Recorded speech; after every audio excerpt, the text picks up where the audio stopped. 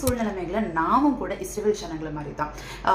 ஒரு வீடு எனக்கு இருந்தால் நல்லாயிருக்கும், ஒரு கார் எனக்கு இருந்தால் நல்லாயிருக்கும், இதெல்லாம் நல்லாயிருக்கும், இதெல்லாம் நமக்கு தேவையான ஆண்டவருக்கு தெரியும், அது என்ன ஆசீர்வாதமாக வேணா இருக்கலாம். ஆனால் நமக்கு என்ன அப்படின்னா, நம்மளை சுற்றி இருக்கிற ஜனங்கள், நம்மளை சுற்றி இருக்கிற ஃப்ரெண்ட்ஸ், இவங்கெல்லாம் இந்த ஆசீர்வாதத்தை வச்சுருக்காங்க, இவங்கெல்லாம் பர்ஃபெக்டாக இருக்காங்க லைஃப் பார்க்கும்போது, அதனால எனக்கும் இந்த ஆசீர்வாதம் இருந்தால், எனக்கும் இந்த சூழ்நிலைமையில் இந்த ஆசீர்வாதம் இருந்தால் என் லைஃப் சூப்பராக இருக்கும், மற்றவங்களை மாதிரி நானும் இருப்பேன் அப்படின்னு சொல்லி நம்ம ஒரு ஒரு கணக்கு போடுறோம் பார்த்தீங்களா. அதனால நம்ம அவசரப்பட்டு எந்த வழியிலையாவது அந்த காரியத்தை செஞ்சுக்கணும். எப்படி ஆண்டு யாத்திராகமம் 19:5-6 சொல்றாரு, அவர்களை சொந்த சம்பத்தாக ஆசாரிய ராஜ்யமாக பரிசுத்த ஜாதியாக ஆண்டவர் அழைத்திருக்கிறார். பரிசுத்த ஜாதினாலே செட் அப்பார்ட், தனி, இவங்க வேற மாதிரி, அந்த மாதிரி.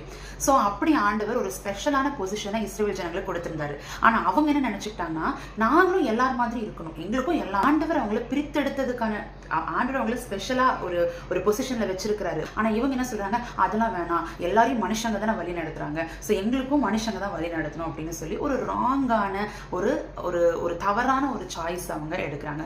இன்றைக்கும் கூட நம்மளும் அப்படித்தான், அவங்கள போல என் வாழ்க்கை இருக்கணும், அந்த செலிபிரிட்டி போல என் வாழ்க்கை இருக்கணும், அந்த இன்ஃப்ளூயன்சர் போல என் வாழ்க்கை இருக்கணும் அப்படின்னு சொல்லி நம்மை ஆண்டவர் அவருடைய சொந்த சம்பத்தாக அவருடைய சாயல்ல நம்மளை உருவாக்கியிருக்காரு. நம்ம ஒவ்வொருவருக்கும் ஒரு பிரத்யேக திட்டத்தை, நோக்கத்தை வைத்திருக்கிறார். ஆனா நம்ம என்ன பண்றோம், இல்ல எனக்கு அந்த திட்டம், அந்த நோக்கெல்லாம் இருக்கட்டும் ஆண்டவரே, இவங்க லைஃபை பாருங்க எவ்வளவு பெர்ஃபெக்டா இருக்கு, எனக்கு இந்த மாதிரி லைஃபை கொடுங்க, இந்த மாதிரி ஹஸ்பண்டை கொடுங்க, இந்த மாதிரி குழந்தைங்களை கொடுங்க, இவங்க வச்சிருக்க கார் கொடுங்க, இவங்க வச்சிருக்கிற வீடு எனக்கு கொடுங்க அப்படின்னு சொல்லி அன்றைக்கு இஸ்ரவேல் ஜனங்கள் எப்படி ஒரு தவறான டெசிஷன் எடுத்தாங்களோ, இன்றைக்கு நிறைய சூழ்நிலைமை